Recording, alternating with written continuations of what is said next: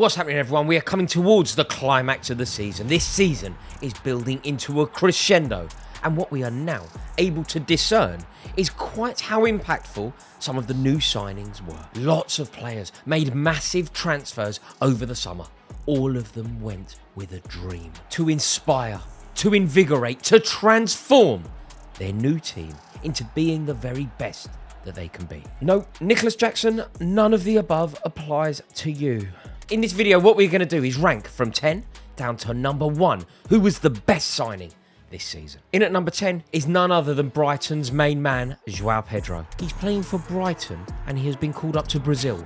Brighton and Hove Albion, one of the most insignificant clubs in the country, has a player who has been called up to the national team of Brazil.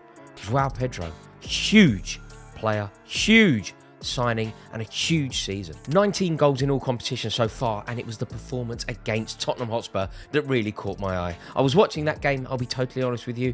The tribalism took over. I was desperate for Tottenham not to win that game. And João Pedro was a man possessed. He didn't allow Tottenham to get a foothold in the game. He was undoubtedly man of the match, and his star quality really did shine through. He scored 2, he made 1 in a 4-2 win at the Amex. And you know what? I have a good mate called Stanley, who's a Watford fan, and he told me how good João Pedro was. He told me that João Pedro was going to be the main man. So Stanley, at the Fellas Studio, I salute you. Number 9. And I nearly had him higher. It's just that the competition is so stark as you move further up this table. But number 9 is Ross Barkley. What a player. He is putting in performance after performance. He is in the form of his life. I truly mean that. Ross Barkley is producing the best football of his career. And remember, do you remember Everton fans singing about him? We've got a diamond called Ross Barkley. Think about how highly he was rated there. Think about how highly he was rated when Chelsea finally got hold of him after that delay. And now, for Luton Town, he is in the form of his life. 4 goals, 4 assists from midfield for a team that are going to go down. Good numbers from Barkley. And if they do go down, which sadly I think they will, I think Ross Barkley will be a Premier League player next season. I think that he could do a job at a number of very good Premier League clubs. I've actually just been thinking about this, and off the top of my head, yep, he gets in the Chelsea team. Had a better season than Enzo Fernandez, had a better season than Moises Caicedo. Gets in the Manchester United team. Ross Barkley could easily be playing for a team in the top half of the Premier League next year. Amazing from him. I also don't think it's an outlandish sentiment to say that Ross Barkley should go to the Euros with England. Number 8 goes for a player who plays for my team of the year. That team is Aston Villa, assuming that they make it into the Champions League spots. And the player is Pau Torres. Aston Villa are going to be in the Champions League for the first time since 1983. You know, they won it. They won the Champions League in 1982. They haven't been in it since 1983. But Aston Villa are back, and it's due largely to the contribution of Unai Emery. What a manager. What a man. Elite gaffer indeed. Villa signed a lot of good players, but Pau Torres from Villarreal, astute signing, brilliant player. And I tell you what, look how Villa struggle when he's not around. Look at the record with and without Pau Torres, just to understand and appreciate quite how good a player he is. Top class. Pau Torres, number 8. Number 7, I'm going James Maddison. And if it wasn't for the injury that he sustained in November, I believe that he could have been a lot higher up on this list. It's very important to acknowledge with James Maddison that he only cost 40 million quid. And there was no jeopardy. We knew that he was a top-class player. We knew that he was capable of doing it in the Premier League, and we knew that he was capable of doing it in the biggest games. When Harry Kane rode off into the Bavarian sunset, a lot of people were worried about Tottenham. James Maddison arrived, and his initial contribution allowed Tottenham to settle, allowed Postecoglou that time. And I think that James Maddison has been undoubtedly one of the best and most astute signings of the summer. Next up, and in a similar vein to James Maddison, where I appreciated the value, I think I've got to do the same again.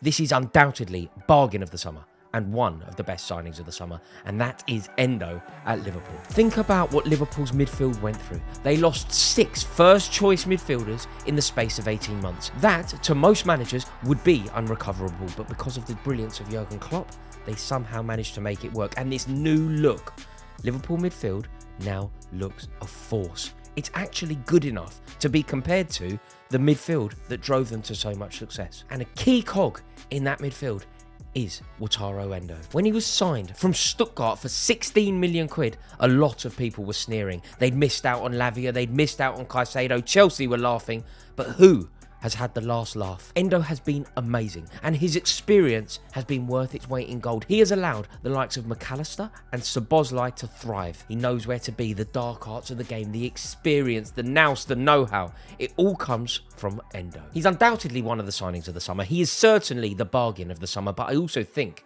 that he is a surprise package on this list. Nobody anticipated a chap in his 30s signing from the Bundesliga for a team that had had a dross season being this good. Top class player. What's happening, everyone? I am terribly sorry to interrupt this video, but trust me, you are going to want to hear this. This video is about to make your life so much easier, but also so much more nutritious. That's right, this video is brought to you by HelloFresh. It is a fantastic product, a product that genuinely myself and my wife use at least 2 to 3 times a week. It really is fantastic, and you simply have to try it. The food is sensational. It is healthy, it's great value for money, and there is an unbelievably diverse menu available for you to check out. I mean, there really is something for everyone. Have a look at this app. You'll see just how easy it is to navigate. All you need to do is think, what do I fancy for dinner tonight? What am I in the mood for? Do you know what I'm in the mood for tonight? I think I'm in the mood for a nice chicken dish. Let's see what they have on offer. Do you fancy some chicken? And there is so many beautiful dishes to choose from, but the one that has really caught my eye here, sweet and sticky chicken thigh noodles with mushrooms and green beans. Yes, please. That sounds sensational. Oh, actually, there's a few here that really do sound good. Thai green style chicken curry with mushrooms and jasmine rice. Might have to get both of these. They both sound excellent, don't they? So I'm going to get a few of those, and then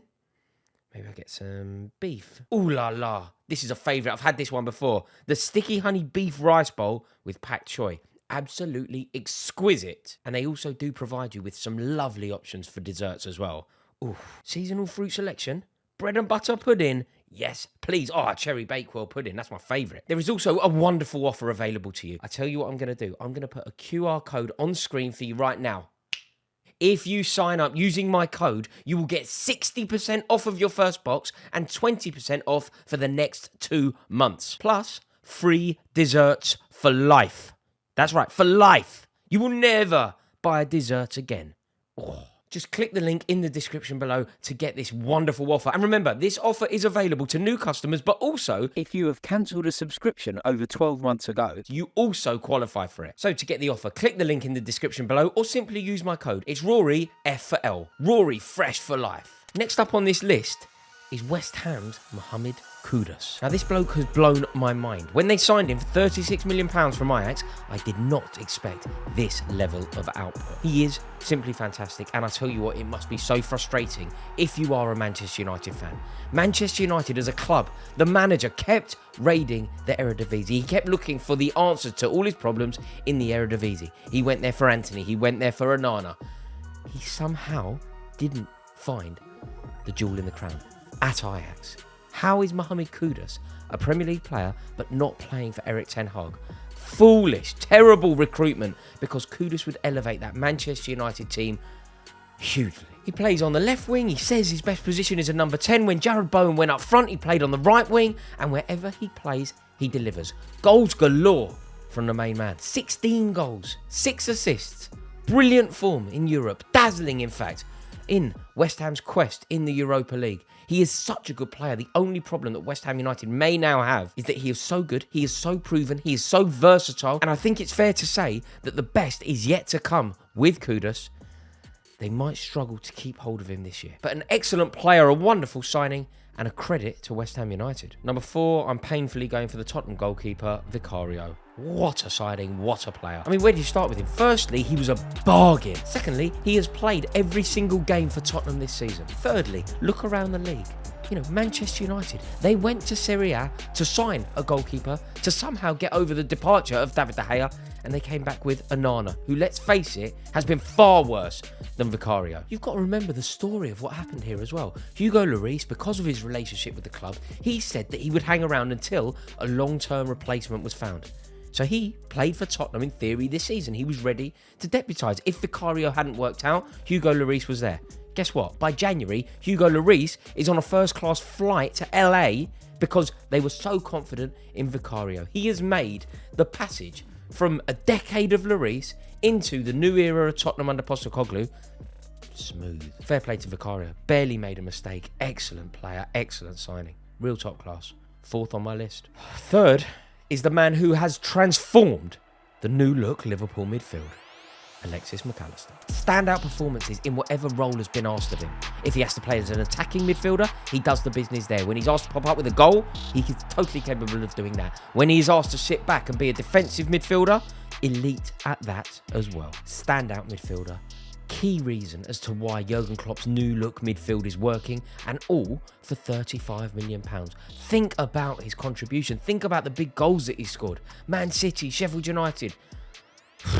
And I think if we try and identify one player that has allowed this new, transformed Liverpool to flourish, I think the answer is Alexis McAllister. He has had an outrageously good season, and he cost £35 million.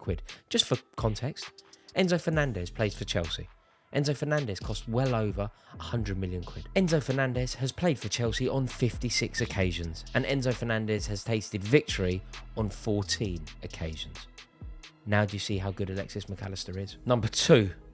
Now this was really difficult. But number 2, in terms of the signing of the season, is Declan Rice. Declan Rice cost £105 million, and I actually agree with the song that Arsenal fans sing about him. He is a bargain at £105 million. It should, in theory, be impossible to be considered a bargain for that amount of money. But somehow, Declan Rice makes it a reality. It is now an accurate statement to say Declan Rice cost £105 million, and he could easily have cost at least 50% more than that and still be considered good value. That is how good he is. He is everything to that Arsenal midfield. When he arrived, there was so much pressure on his shoulders. Arsenal had a very good midfield. Some could even argue that the midfield that he landed into wasn't as good as the midfield that departed. But he has brought everything to that midfield. He has revolutionised it. And we knew that Declan Rice was a good player before he arrived at Arsenal, but I didn't know he was this good. Last minute winners, driving the team on, the personality of the team. The fact that Chelsea allowed this young kid to go still cuts me so deep. 6 goals, 6 assists, and then standout performances. Where does he shine? He shines where it most matters. He was arguably man of the match at the Etihad. He was arguably man of the match at Stamford Bridge. He scores last-minute winners against Manchester United. Declan Rice is everything. Everything I want Moises Caicedo to be. In fact, sometimes I transport myself to this alternative reality where Declan Rice did actually sign for Man City. That would have been the treble, wouldn't it? So, signing of the summer. The answer is Cole Palmer. £40 million for a man of this skill. He is silk personified, and I love him. He's going to win the Golden Boot, and I think that this stat should demonstrate how perfect a footballer he is and how he has to be signing of the summer. If you take Cole Palmer's goals out of Chelsea, take his assists out of Chelsea, we are 18th in the league. Chelsea are going to be relegated without Cole Palmer's contribution. That is how significant he is. Whatever player we're talking about, however highly we rate James Maddison, Declan Rice, Pau Torres or Vicario, if you were to take them out of their team does not get relegated. The survival of the football club isn't directly linked to one person at any other club in the league the way that it is Cole Palmer at Stamford Bridge. We are so lucky to have him. Goals, personality, mentality. And I think that now it is impossible for Gareth Southgate to leave him out of the Euro 2024 team. The variety of goals. Very recently, we've seen him score a perfect hat-trick.